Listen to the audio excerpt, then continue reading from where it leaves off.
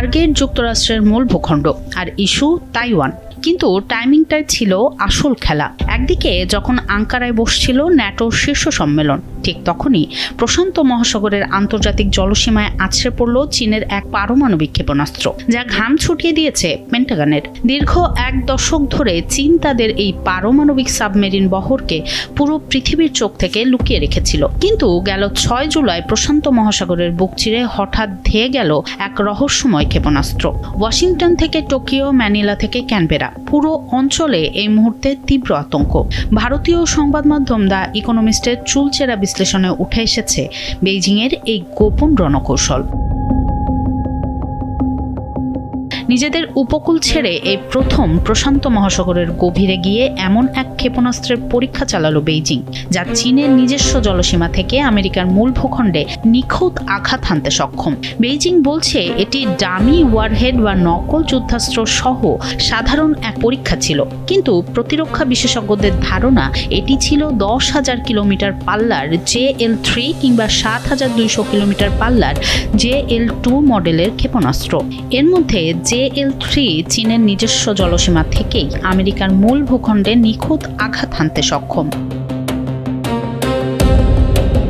পেন্টাগনের আশঙ্কা, 2024 সালে প্রায় 600টি সক্রিয় যুদ্ধাস্ত্র থাকা চীনের এই পারমাণবিক ভান্ডার 2030 সালের মধ্যে 1000 ছাড়িয়ে যাবে। আর এর মূল উদ্দেশ্য তাইওয়ানকে কেন্দ্র করে যুক্তরাষ্ট্রের সঙ্গে সম্ভাব্য পারমাণবিক যুদ্ধের প্রস্তুতি নেয়া। আর সেই লক্ষ্যে বেইজিং তাদের পারমাণবিক অস্ত্রাগার দ্রুত বাড়াচ্ছে।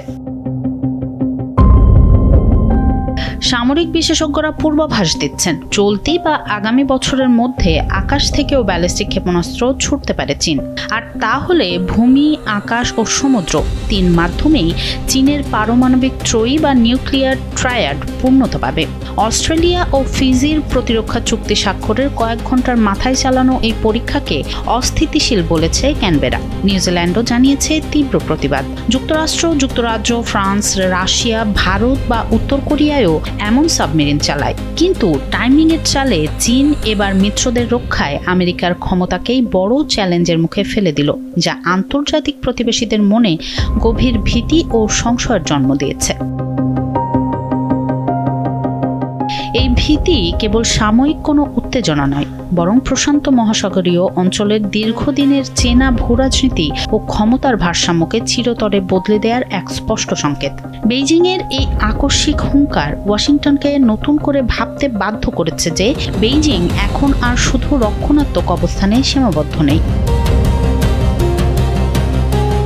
এখন বড় প্রশ্ন হলো, যুক্তরাষ্ট্র কি পারবে এশিয়ায় তার মিত্র দেশগুলোকে এই পারমাণবিক হুমকির মুখে পূর্ণ নিরাপত্তা দিতে, নাকি চীনের এই টাইমিংয়ের খেলার কাছে শেষ পর্যন্ত নতি স্বীকার করতে হবে? প্রশান্ত মহাসাগরের জলসীমা শান্ত হলেও এর তলদেশে শুরু হওয়া এই স্নায়ুযুদ্ধ আগামী দিনে বিশ্ব রাজনীতিকে কোনো বিপজ্জনক মোড়ে নিয়ে দাঁড় করাচ্ছে বলে দাবি বিশ্লেষকদের।